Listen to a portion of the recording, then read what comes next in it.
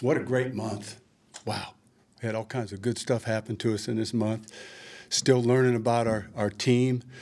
4 quality opponents. You know, we played some good offenses along the way. A lot of different problem sets that they brought to us that can help us grow, that will help us in further games coming. So a lot of wonderful things there. We've had long weeks, short weeks, London. What I'm most encouraged about is our players and the veteran leadership that we have in here. It's kind of unmatched. And the way they prepare, the way they react to these different schedules and so forth. We've been in a lot of tight games, and it's been so poised on that sideline. And this team has been coming together at the right times, and that's the most important measurable you can have. And, you know, I like what Kevin's done with this team.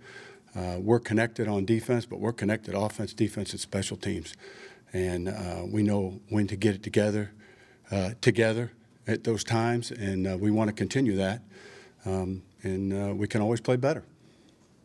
With Andrew Booth coming back to practice, I Yeah. just wanted to ask you, what are your expectations of him? What do you want to see from him coming back? Yeah, you know, he was drafted here to play corner, you know, and get into the depth as quick as he can. You know, he's been sidelined by some temporary setbacks, a couple of them, but he's a resilient guy. So, you know, he's really day-to-day, you know, and his first contribution is you know, he's a really tough special teams player. So he'll bring that to the team. In the times that you saw him during the summer when he was playing corner and working with the defense, what did you see in terms of his readiness to play at this level? Yeah, the first thing, he's tough. He's really tough, and he's got good skills, and it means a lot to him. So everything points in the direction of a positive output. With the pass breakups that Cam Dantzler had, I guess what kind of went right for him in London that he can continue to carry over with some of those plays? It's a small sample size. You know, we're a whole outfit together. You know, I'm really impressed, you know, on his approach and his preparation. But he'd be the first guy to say he's got a team around him. What we are encouraged by, our corners are tackling. You know, we're tackling good on the edges, and to play good defense, you're going to need to do that. And this is just 1 month, and when you pass that test with a winning record, you know, it's a pretty big thing. It's probably about a third of, you know, maybe a quarter of the teams, you know, have 3 wins, and it's just been cool fashion to have these ups and downs, because that's how you grow. You know, that's how it sharpens you a little bit, and to go through all those things with this team in the month of September and one October game, that just builds confidence to me, because you got to get ready to go pretty quick. Ed, you guys released Jalen Twyman off the practice squad. Yeah. Why do you think it didn't work out for him? You know, he hadn't played for a couple of years here with the Vikings. Yeah, we love him. His story's not over. You know, he's still part of our anybody that comes in our room, they're part of, you know, we're part of their football life. And so we'll be in touch with him. We're going to help him. His story's not over. He's had a lot of tough things in his life, and we're going to continue to help him. So he's going to get some more shots. Credit to our personnel department. They're always looking to get us just a little bit different or a little bit better, and we're going to try different combinations. But again, Jalen, I think he still has a good future ahead of him. In this first month, what have you seen from Danielle Hunter? Yeah. We talked a lot about his adjustment, yeah, you know, or the lack of need making an adjustment to that. Yeah, you know, the one thing, just with our whole rush team, you saw them in the Green Bay game, you know, because we separated, but we haven't separated. And when you're playing teams that have wildcat running backs and, you know, quarterbacks and those guys, it's harder to get off and get rushing and get a rhythm. That goes for our whole rush team. And, you know, 2 games ago I was saying he was beating guys so fast and the ball was coming out. But every guy that's ever made that transition, this first month looks about like that. You know, that's pretty normal. Meaning flashes, but yeah. You know, I don't know if you want to call it flashes. There's a getting used to this role, you know, and that very, very normal, very normal. But we're very glad to have him. Okay, let's make that clear. What have you seen from him just in this first month, and how he's approached like the thought of this adjustment? Yeah, it's not a total adjustment. You know, there's some things that are likeness and sameness and likeness to them, so it's not a total. It's really when we're in our odd spacing against base people, you know, where he's standing up. But you'll see him even go down sometimes and so forth. The biggest thing, he's not packed in that front inside a tight end and a tackle. He doesn't have to do that. He'd probably be the first guy to say he didn't. You know, he likes this role better from the edge. But again, it's so early. You're not going to find, you know, a harder worker, a higher character guy, a guy that cares more about team, you know. And the Bears passing game has been struggling, but some people are saying out of Chicago, Justin Fields' stats are not as good as what he can really bring to the table. What do you really think that he does that's powerful for the Bears? Yeah. You know, he's that dual threat.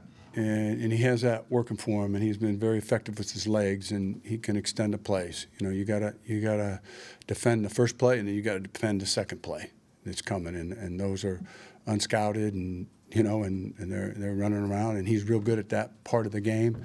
We think he's a good deep ball thrower. There's no question about it, and we haven't seen his best. We have to prepare for his best. Coach Josh Metellus was talking a couple days ago, or maybe it was yesterday, about just like how he has the same amount of passion and drive, whether he's on the field for special teams or defense. I guess just what have you seen from him as far as just kind of being available when needed on defense, just being ready to go? Yeah, just all those things are just plus, plus, plus. You know, he's a guy that doesn't need all the reps. He's a guy that stays in it mentally.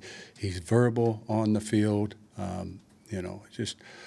You know, that's a really good guy in that third role or wherever he is a backup safety, special teams guy, brings great energy, great teammate. So very, very positive with him. He did a great job when he was called on, you know. And does it change your approach when you're playing an offense that's running the ball like over 60% of the time? Yeah, it does.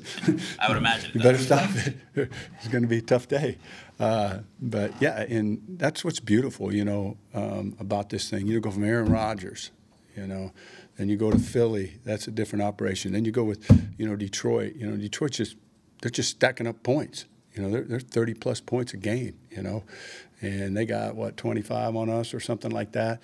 And we felt terrible, you know what I mean? And we felt terrible.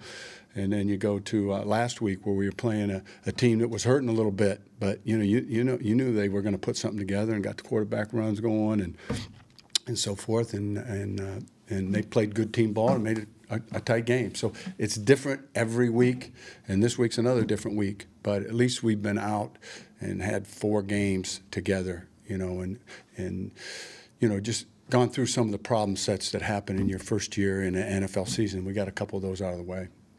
And Patrick Peterson was raving about Cameron Dantzler's play against New Orleans. What do you think of his continued development, and maybe since he got off to a little bit of an up and down start this year? Yeah, everybody's growing in that first month. You know, Pat Peterson. You know, he came in this league, you know, as just like a prince. He was a confident, good player, always good energy, and I didn't know this part of him, how much he cares for other people. And you know, he's a governing body of that secondary with Harrison Smith, and he looks after our cover guys and the young guys, and you know, he just has a heart to help. And you know, and that's not always part of a veteran player to keep to themselves or do their thing. But you know, I like that about him. He's such a complete person, complete husband, father, all the things that go along with it. So he has been you know, those are contributions that you don't see in the stat columns and things like that, how they're helping us hold this thing and make it strong. How about Dantzler's play? What do you think of I like it. You know what I mean? If you're going to come out and cover and tackle, and you know, he's defending some passes and breaking them up. You know, very positive. He's got good length, smart player. You know, a lot of good things. Yeah, the Saints came out on the goal line thing with, I think they had like 7 offensive linemen and 3 tight ends. I feel like 20, 30 years ago that we saw that every now and then. Do you run up against that very often in these days? That kind of jumbo package? Yeah, you know, the thing people are doing is very common is, you know, instead of a tight end, they put a lineman in. You know, and then sometimes it's 2 guys, and we're sitting there, and you know, that's a thing where we're expecting the quarterback power, and then they throw an extra lineman away from it because they have an offsetting play, and it just kind of pulled us over there a little bit, and that's them playing good mind games with us. It's a lot of heavy blocking people in there to stop them, but we were in position just off a little bit, maybe got full once. There's some lessons in that, we got some good lessons. Time for two more. Can Kairos Tonga potentially bring as like a true big run-stopping nose? Yeah. Well, we told you we need inherently tough guys, and that's what he is. And he's a big square body in there. But these are long seasons, and long seasons. And our guys have played a lot of snaps. And, for our personnel department to kind of nail it and get another big guy in case somebody needs a rest somewhere along the line, we can still have a strength there. So we just had him one day. Chris Rump has coached him for a year, and so, that helps the experience. But I'm still learning him, and it'll be our first day in pads today, so we'll get some more information. We've heard about how having Greg be able to kick from 56 affects the Vikings offense, but you see Will Lutz kick from 60, and some of these guys now that can go that distance. How does that affect like the defensive approach of like figuring out where? Yeah, you just have to draw the line, and it depends on how serious the situation is, and in that situation, Hat came to me and said, Matt Daniels came to me and said, this yard line, and bam, they got right to it, and that's where it got a little dicey. We got to do better on that. We can't let them get that close where that's a possible kick. Going back to you can't say enough about our team and what Kevin's done with it to tie these guys together to come through in these big moments. That's what it's all about. Okay, so when you watch all these NFL games, what do we know about them? They're all close. Didn't somebody say there was like 15 out of 16 came down to, there was some stat out there. So what do you got to do? You got to be good then. And that's what we want to look to continue to do, if that is the case. We'd like there to be some separation. So, Ed, going back to the defensive tackles real quick, just what have you thought of that group, your interior defenders there with Harrison Phillips, Dalvin, and then especially the guys behind him? How have you evaluated that group? Good job. They're doing well. Dalvin's having a heck of a year. He really is. He's affecting the pass, affecting the run. Very pleased with him. Harrison Phillips doing well as well. And Bullard's been dinged a little bit. He wasn't himself. We just got him to the game, and that was tough in that ball game. Some other guys were spelled into roles, and so they had to take up some of those snaps. Guys, have a great day. Appreciate it. See you.